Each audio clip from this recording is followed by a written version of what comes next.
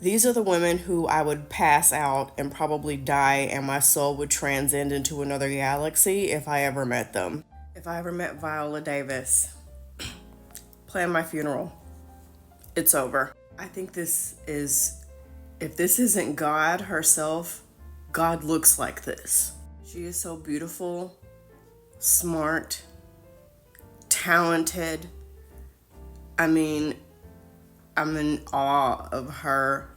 If she ever stepped into a room and I was in that same room, I would just start babbling and crumble to the ground immediately. If I ever met Issa Rae, I would definitely embarrass myself.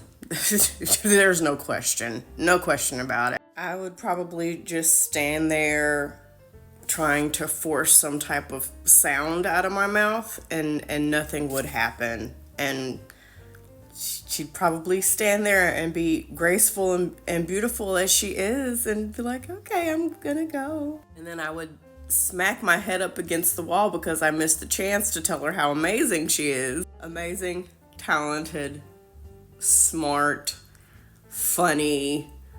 I mean, a true woman's woman. You know what? Okay, I'm gonna binge watch Insecure again. I've been her fan since Awkward Black Girl. If you know, you know. This is Mother. Angela Bassett is Mother. She is Mom. She is life source. She is everything. If I met her, honestly, my body's just immediate reaction would be to get on my knees and bow down in silence. There's nothing for me to say other than to honor and just honor her. If you don't know who Angela Bassett is, somebody in life failed you at some point. There's no nicer way to say it. You failed yourself. I need you to immediately go to Google. You can even search on this app, and you've got some catching up to do, because where the fuck have you been? If I met Tabitha Brown, I think I would either just start smiling from ear to ear or start crying. Her book, Feeding the Soul, please get that book. That book helped me at a time in my life when I was new to content creation and trying to kind of figure out how am I going to do what's going on with my life, because I had a track that I was on, and then the pandemic happened. I was in a car accident. Somebody rear-ended me really badly. And all of my plans just kind of got flipped upside down.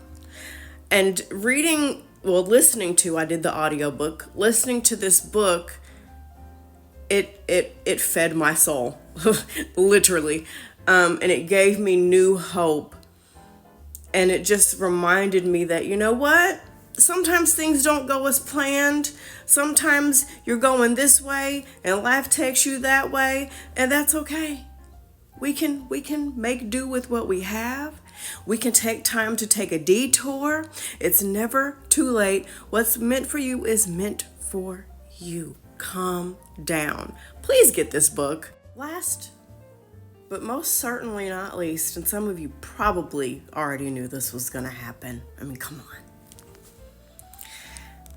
If I met Beyonce, I think my lips would quiver out of nervousness. I think I would just hug her. I think I would really just thank her, because we're close in age. I think she's just a year older than me. We have kids, and Beyonce, here's why I love Beyonce. Beyonce reminds me of the fact that just because you're a mom doesn't mean you can no longer be sexy. Just because you're a mom doesn't mean you have to give up your life. You can still be a good mom and still pour into yourself and go after your creative endeavors and invest in yourself and have fun. Beyonce reminds me that it's okay to be confident. And fuck the people who tell you, you gotta be humble. You have to be humble. Fuck that. I'm doing great. And I'm gonna celebrate that. And I want you to do great too. So many people are like, Beyonce ain't no better than nobody else. I'm gonna say something that you might not agree with. Beyonce is better than a lot of us.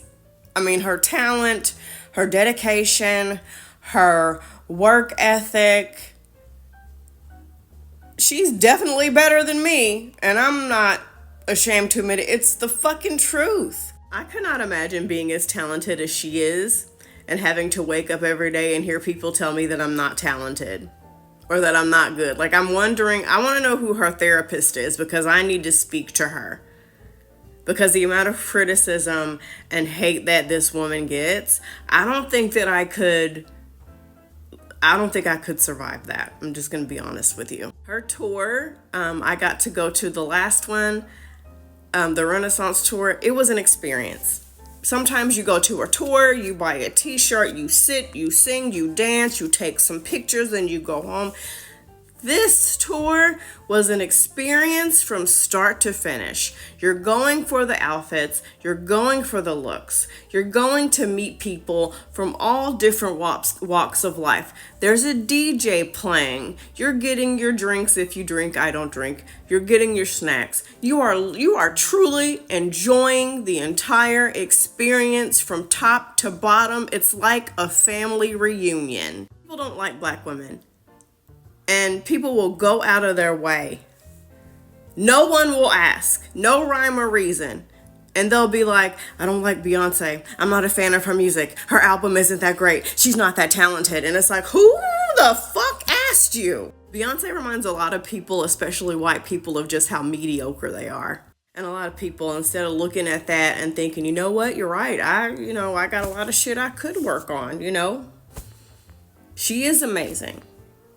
Instead of taking it in a positive way, they take it and they turn it into something just rude. I don't care what anybody thinks. I don't trust anybody that hates her. I'm sorry. I don't. It's one thing, no. I don't trust anyone. I don't. You're a hater or you are racist. Full stop. That's it. End of the story. Bye.